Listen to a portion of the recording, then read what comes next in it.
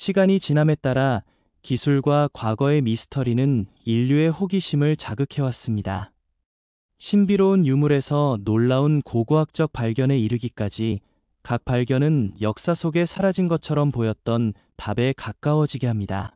이러한 발견 중 일부는 우리의 과거에 대한 시각을 완전히 바꾸어 놓았고 고대 문명과의 예기치 않은 연결고리를 드러냈습니다. 반면 다른 것들은 여전히 전문가에게 도전하며 그 수수께끼를 그대로 유지하고 있습니다. 역사적 퍼즐의 각 조각은 단순히 우리보다 먼저 있었던 이들의 독창성을 보여줄 뿐만 아니라 시간이 여전히 드러내기를 거부하는 비밀로 가득 찬 매혹적인 이야기 속으로 우리를 몰아넣습니다. 번호 1. 벨파스트의 바이킹 동전. 2016년 5월 보물 사냥꾼 브라이언 모터는 아일랜드의 뉴캐슬 성 근처에서 두 개의 극히 희귀하는 바이킹 동전을 발견했습니다. 이는 아일랜드 북부에서 발견된 최초의 이와 같은 종류의 발견으로 이 섬의 다른 지역에서 발견된 몇 개의 동전을 제외하고는 처음입니다. 모터는 특별히 찾고 있는 것이 없이 금속 탐지기로 검색하던 중 동전을 발견했습니다. 이 동전들은 11세기 맨섬과 아마도 스코틀랜드에서 유통되었습니다. 은 함량은 93%입니다. 이 지역에 도달했을 가능성이 있는 것은 근처 메게라 수도원에 대한 바이킹의 침략 때문이었거나 맨섬과 동북부 울스터 간의 무역이나 전략적 연결의 결과일 수 있습니다. 울스터의 한 전직 박물관 큐레이터는 누군가 지나가다가 동전을 떨어뜨렸을 가능성이 더 높다고 추측합니다. 이는 의도적인 매장 이론보다 더욱 가능성이 있어 보입니다. 바이킹의 침략 이전에 아일랜드에서 은은 주요 통화였습니다. 동전은 독립적인 평가를 위해 대형 박물관에 보내졌으며 경매에서 얻은 수익은 모턴과 동전이 발견된 토지의 소유자 간에 나누어질 것입니다. 번호 2. 고대 브리타니아에서의 십자가형. 우리는 일반적으로 십자가형을 고대 로마인과 더 구체적으로는 예수 그리스도의 운명과 연관지어 생각합니다. 영국 제도에서 십자가형이 집행되는 것을 상상하기 어렵지만 2021년 12월 잉글랜드 케임브리지셔에서 고고학자들이 이러한 형벌이 그곳에서 실제로 행해졌다는 첫 번째 물리적 증거를 발견했습니다. 이 발견은 새로운 주택 개발이 예정된 위치에서 이루어졌습니다. 팀은 약 1900년 된 해골을 발견했으며 그 해골에는 발 뒤꿈치를 관통한 못이 있었습니다. 해골은 25세에서 35세 사이의 남성의 것으로 가슴 위에 팔을 교차하고 묻혀 있었습니다. 이러한 유형의 발견은 드물고 십자가형의 희생자들은 적절한 장례를 받는 경우가 거의 없었습니다. 이 사례는 더욱 외외적입니다. 많은 사람들이 믿고 있는 것과 달리 십자가형은 일반적으로 못 대신 줄을 사용하여 집행되었습니다. 더 쉬웠기 때문입니다. 사실 이것은 북유럽에서 십자가형에 대한 첫 번째 구체적인 기록이며 전 세계적으로 네 번째 사례입니다. 로마인들은 브리타니아 점령 동안 반역 노예와 반로마인 그리고 하층 민중을 처형하는 방법으로 십자가형을 사용했을 것으로 여겨집니다. 따라서 이 불행한 남성이 이러한 그룹 중 하나에 속했을 가능성이 높습니다. 번호 3. 빈드의 보물. 이것은 2021년 9월 덴마크에서의 행운의 발견에 대한 이야기입니다. 우리의 이야기는 빈델에서 시작됩니다. 한 아마추어 금속 탐지기가 황금 유물이 담긴 보물을 발견했습니다. 이 유물들은 1000년 된 것으로 밭에서 발견되었습니다. 대부분의 발견물은 로마 제국의 금화이며 메달과 브락테아도 포함되어 있습니다. 이 장식용 조각들은 원래 옷의 장식으로 바느질되었으며 오늘날 우리가 액세서리라고 부르는 것입니다. 하나의 브락테아에는 고대 북유럽 문자로 높은 이라는 의미의 문자가 새겨져 있습니다.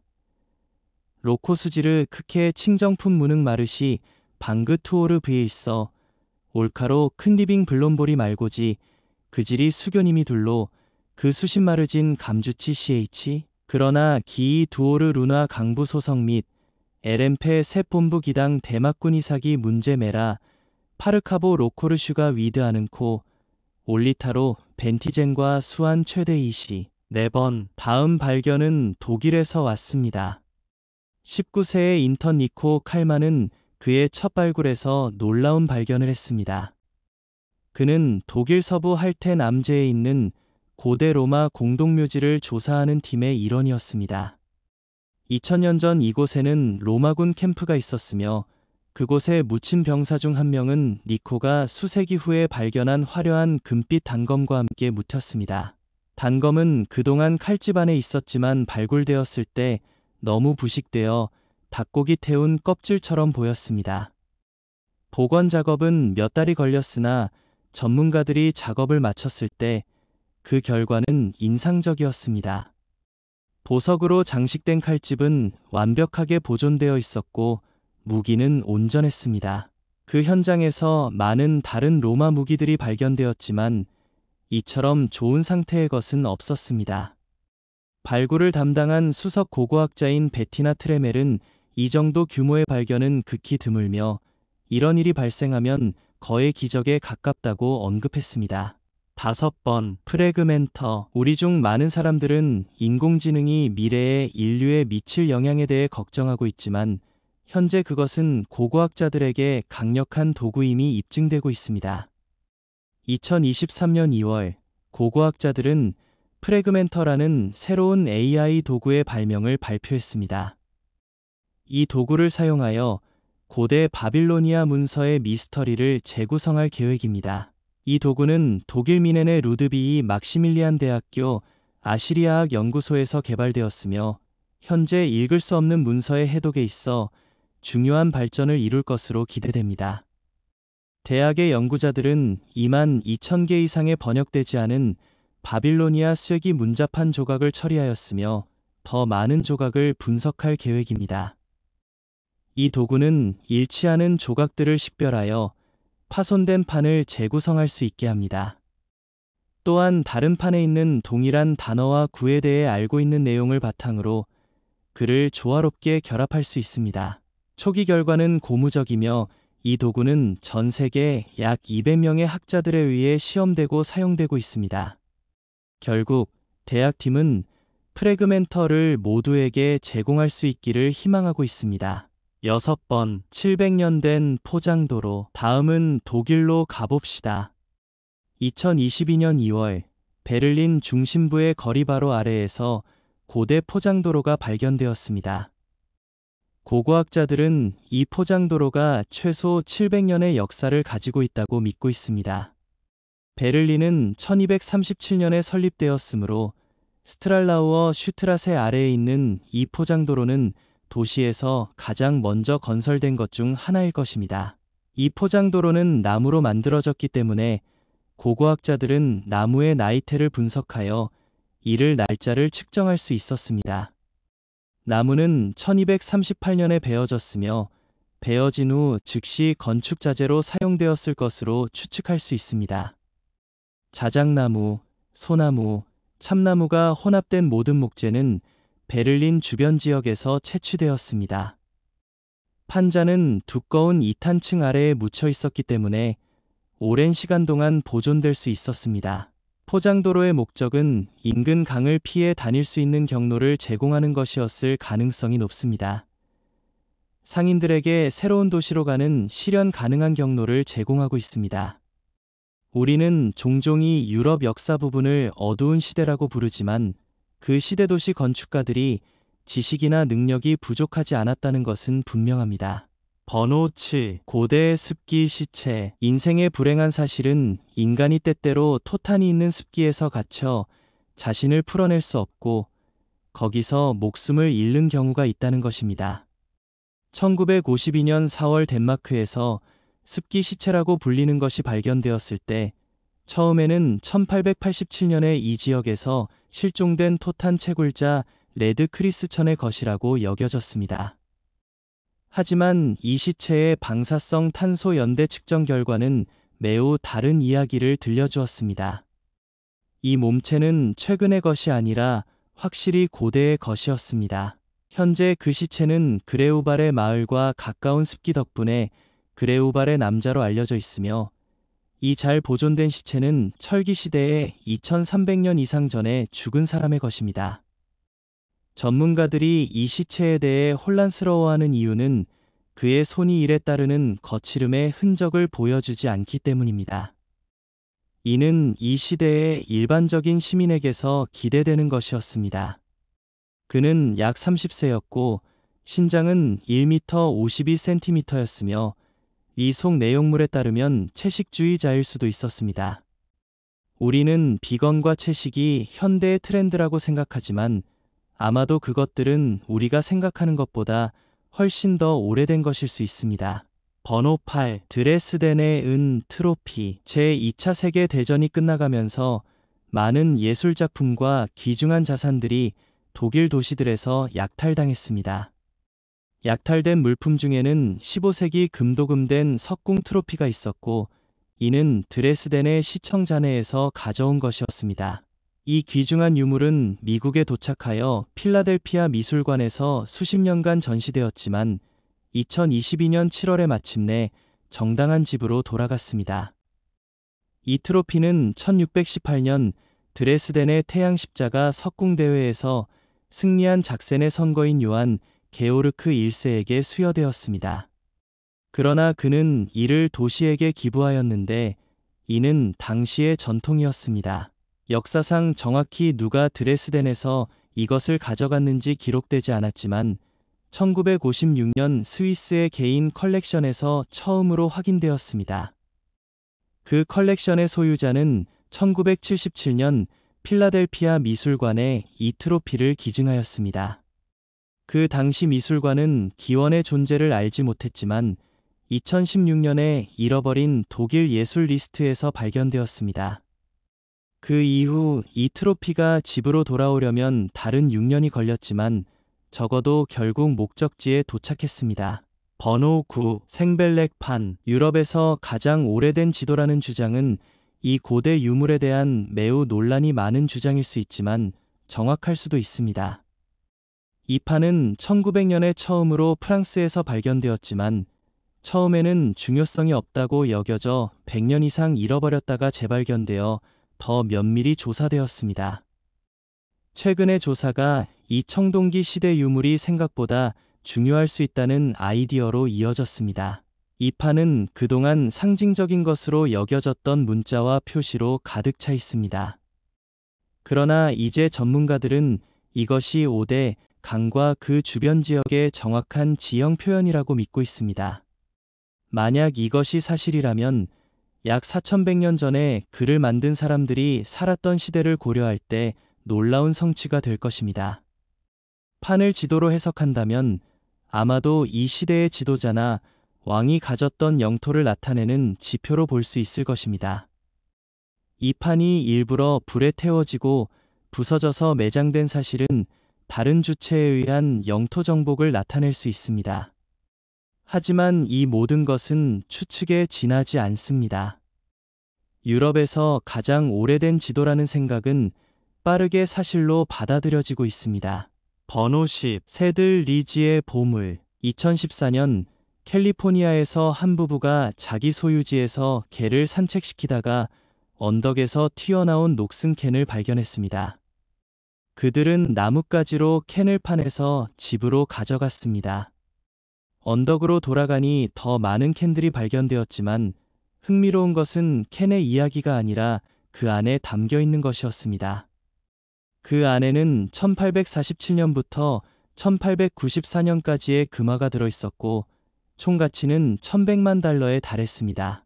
하나의 동전은 15,000달러의 가치가 있었고 다른 하나는 희귀성 때문에 100만 달러의 가치가 있었습니다. 이 컬렉션은 5, 10, 20달러짜리 금화를 포함하고 있었고 이 금화는 1870년대까지 캘리포니아에서 금지되어 있었기 때문에 그 이전의 금화는 극도로 가치가 높습니다. 대부분의 동전들은 완벽한 상태였으며 이는 아마도 발행된 직후에 매장되었기 때문입니다. 판매를 담당하는 화폐 전문가에 따르면 대부분의 동전은 샌프란시스코 조폐국에서 발행된 것입니다. 누가 동전을 숨겼는지, 어떻게 그 소유지에 오게 되었는지는 명확하지 않지만 여러 가지 이론이 있습니다. 일부는 이 동전들이 블랙 바르트나 제시 제임스와 같은 유명 범죄자에게 속했다고 제안하지만 이러한 이론들은 확인된 바가 없습니다. 번호 11. 로마 제국은 현대 유럽의 대부분을 아우르며 고대 그레이트 브리튼처럼 로마 지배 아래에서 번영한 나라는 거의 없었습니다. 비록 사람들 브리턴즈의 로마 정복을 즐기지 않았을지라도 그들은 많은 도로, 시설 및 훌륭한 구조물을 대가로 얻었습니다. 로마 제국 하에서 런던은 번창하는 상업 도시였으며 오늘날까지도 수천 개의 로마 유물이 런던의 땅속에 남아 발견되기를 기다리고 있습니다. 2016년 중반 고고학계는 2000년 전 필사본 세트를 런던의 진흙 속에서 발견하며 흥분했습니다. 이 발견은 블룸버그 본사의 기초를 건설하던 작업자들에게 감사해야 합니다. 지금까지 400개 이상의 나무판이 발굴되었으며 여기에는 음식과 와인 영수증에 대한 언급과 한 해방자가 다른 해방자에게 105 데나리온의 부채를 갚겠다고 약속하는 메모가 포함되어 있습니다. 이것은 세계에서 가장 오래된 이 유형의 기록일 수 있습니다. 우리는 이 부채가 결제되었는지 궁금합니다. 번호 12. 갈릴리에서의 희귀한 금화. 2016년 3월 로리 라몬은 갈릴리에서 친구들과의 소풍 중 반짝이는 무언가를 보았습니다. 그것은 약 2000년 된 아우구스투스 황제의 이미지를 담고 있는 동전이었습니다. 이 동전은 예루살렘 성전이 로마에 의해 파괴된 후 제한된 트라야누스 황제에 의해 107년경에 주조된 동전으로 그의 전임자들을 기념하는 일련의 동전 중 하나로 포함되었습니다. 아우구스투스는 기원전 27년부터 기원 후 14년까지 통치했으며 그의 죽음 이후 신으로 추앙받았습니다. 사실 동전은 그를 신 아우구스투스로 묘사하고 있습니다. 이 동전은 극도로 희귀하며 전 세계에서 단 하나의 유사한 동전만 존재합니다. 이스라엘 북부의 키부츠에 살고 있는 리모는 이 동전을 이스라엘 고고학청에 넘겼습니다. 동전이 동갈릴리에서 어떻게 발견되었는지는 아무도 모릅니다. 당시에는 일상 거래에서 사용하기에는 너무 값을 높아 마치 오늘날 100달러짜리 지폐로 음료수를 사는 것과 같았습니다. 이는 더 큰 컬렉션의 일부분이었을 가능성이 있지만 이 지역에서 다른 동전들은 발견되지 않았습니다. 번호 13. 인간뼈로 만든 단검. 인간뼈로 만든 단검은 뉴기니에서 비교적 흔한 고고학적 발견입니다. 이들은 종종 정교하게 장식된 물건들이며 각 단검의 품질과 아름다움은 그 단검을 소유한 전사의 위신과 힘의 표시로 여겨졌습니다. 2018년까지 과학자들과 고고학자들은 고대 뉴기니 전사들이 그들의 힘을 표현하는 다른 방법이 있다고 믿었습니다. 뉴기니에서 발견된 대부분의 단검은 동물뼈로 만들어졌지만 그중 일부는 인간뼈로 만들어졌습니다. 특히 허벅지뼈의 재무늬에 관한 것입니다. 이 인간뼈로 만든 단검들은 매우 드물었던 것으로 보이며 이는 높은 지위를 가진 사람들을 위해 예약된 것임을 시사합니다. 하지만 이것들은 의식용 물건이 아니었습니다. 회수된 일부 샘플의 상태를 보면 이 단검들이 근접 전투에서 사용되었다는 것이 분명합니다. 19세기 탐험가들의 보고서에 따르면 뉴기니의 부족들은 인육 식인행위와 절단을 실천하면서 인간뼈로 만든 단검을 사용했다고 합니다. 그러나 최근까지 이러한 보고서는 선정적이라고 여겨졌습니다. 이제 우리는 이러한 단검을 만드는 관습이 20세기 중반까지 이어졌다는 것을 알고 있습니다. 번호 14. 십자군의 검. 슐로미 카찌는 이스라엘의 다이버로 2021년 9월에 우연히 해양 고고학자가 되었습니다. 이스라엘 하이파 근처에서 열대어를 찾기 위해 잠수 중 카찌는 훨씬 더 흥미로운 것을 발견했습니다. 고대의 검. 그는 발견한 것을 수면으로 끌어올렸고 크기와 무게 때문에 쉽지 않았으며 중세 기사 십자군의 검을 발견했다는 사실에 놀랐습니다. 전문 고고학자들은 그 발견을 빠르게 확인했습니다. 하이파에서 멀지 않은 아틀리트의 십자군성에 주둔했던 기사에게 속했던 900년 된 검입니다. 진흙, 슬러지 및 해양 생물로 두껍게 덮인 이 검은 수세기 동안 물속에 있었기 때문에 실제보다 더 크게 보입니다. 그러나 청소한 후에도 검의 길이는 여전히 1.50m입니다. 철로 만들어져 있기 때문에 누군가가 이 검을 들어올릴 수 있었다는 것은 놀라운 일입니다. 이 더러운 층 아래에 완전히 그대로 있다고 여겨지는 검은 발견된 직후 전문가들에게 복원을 위해 보내졌습니다. 번호 15, 의문의 귀걸이, 아름다운 보석 한 점을 소개하겠습니다. 이 경우 2021년 12월 덴마크 유틀란트 서부의 한 들판에서 금속 탐지기를 사용하는 애호가에 의해 10세기의 귀걸이가 발견되었습니다. 스칸디나비아에서 이와 같은 종류의 첫 발견으로 여겨집니다. 이것은 에나멜이 있는 금 귀걸이로 전 세계에서 발견된 12개 중 하나입니다. 이 귀걸이는 초승달 모양으로 금속판에 의해 지지되며 에나멜의 보라색, 초록색, 파란색 주위에 더 많은 금으로 둘러싸여 있습니다. 두 개의 새 옆에 나무를 나타내는 윤곽을 만들기 위해 금실이 사용되었으며 아마도 노르드 신화의 생명의 나무를 나타내고 있습니다. 그러나 이것은 노르드의 작품이 아니며 아마도 이집트에서 제작되어 무역이나 약탈을 통해 유틀란트에 도착했을 것입니다. 약탈이라는 설명은 덜 가능성이 높으며 그 지역에 알려진 바이킹 정착지가 없기 때문입니다. 그러나 여기서 누군가가 그것을 거래했다는 생각도 불가능해 보입니다. 역사학자들은 이 품질의 귀걸이는 왕족의 피를 가진 사람만이 가질 수 있었다고 확신하고 있습니다. 번호 16, 예리코의 위험 있는 모자이크. 팔레스타인 도시 예리코는 세계에서 가장 오래 지속적으로 거주된 정착지입니다. 고대의 경이로움이 가득한 곳이며 세계에서 가장 큰 바닥 모자이크 중 하나를 소장하고 있습니다. 이 모자이크는 히샴 궁전 내부에 위치해 있으며 수년간의 복원 작업 후 2021년 10월에 다시 대중에게 공개되었습니다. 이 모자이크는 약 800평방미터의 면적을 덮고 있는 거대한 카페트처럼 보이며 500만 개 이상의 개별 석재 조각으로 구성되어 있습니다. 7세기 동안에 제작되었으며 사자들이 사슴을 공격하고 가젤이 조화롭게 있는 등 전쟁과 평화를 상징하는 여러 이미지를 포함하고 있습니다. 사용된 돌은 팔레스타인에서 현지에서 조달되었습니다.